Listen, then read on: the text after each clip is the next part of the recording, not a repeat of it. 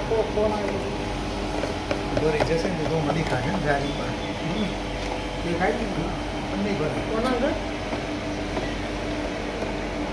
Okay તો tension નહીં આવવાનું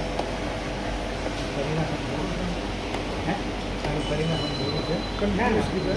કન્ટિન્યુઅસલી નહીં ના લંબી ટાઈમ પછી ફોન કરું કોઈ આપણે રોટલી બની જશે થોડું તેલવાળી હોય તો હા, બોલો. તેલ વગરના રોટલી આવી